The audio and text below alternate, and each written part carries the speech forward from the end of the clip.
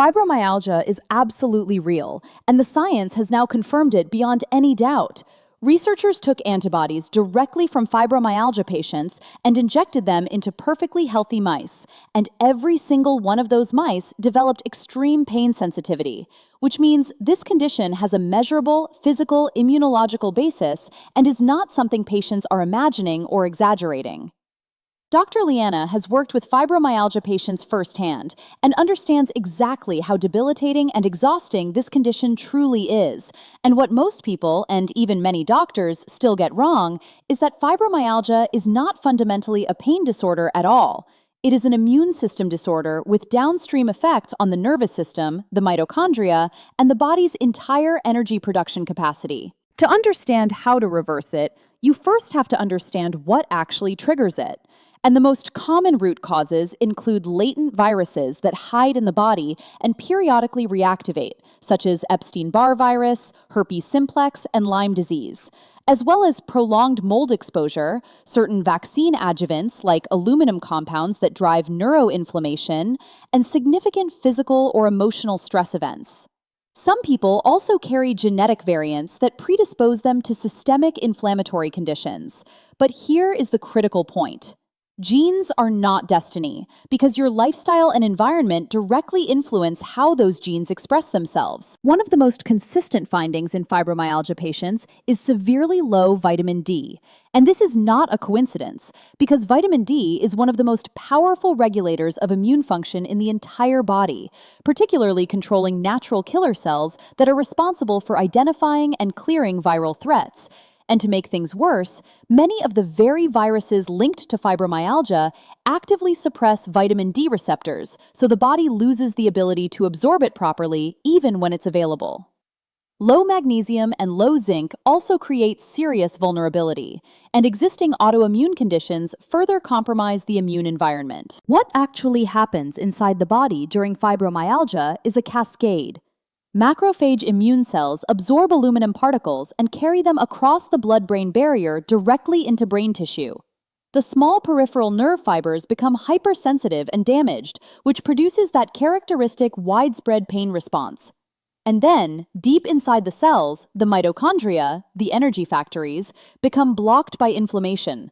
So the body is forced to fall back on a primitive backup energy system called glycolysis that produces only about 2 units of ATP instead of the normal 36 to 38. And this is why patients feel so completely drained, why their muscles ache and spasm, why lactic acid builds up in their tissues, and why they cannot get restorative deep wave sleep no matter how much they rest. Because the body simply does not have the energy required to repair, regenerate, or recover. The entire healing pathway shuts down when energy production collapses like this. So what can actually be done to turn this around? The single most powerful intervention available is fasting, because fasting forces the body to produce ketones, and ketones are an alternative fuel source that bypass the blocked mitochondrial pathway entirely and feed neurons directly. A clinical study involving 176 fibromyalgia patients who underwent fasts ranging from 3 to 12 days showed dramatic reductions in pain, inflammation, and symptoms that persisted for months after the fast ended. And fasting also powerfully stimulates BDNF, which is brain-derived neurotrophic factor that actively regenerates and repairs nervous system tissue. The second major strategy is adopting a low-carbohydrate diet to sustain ketone production and maintain that alternative fuel supply to the neurons on an ongoing basis. And it is equally important during this phase to rest rather than push through with intense exercise, because over-exercising when the mitochondria are compromised simply accelerates cellular depletion and makes symptoms significantly worse.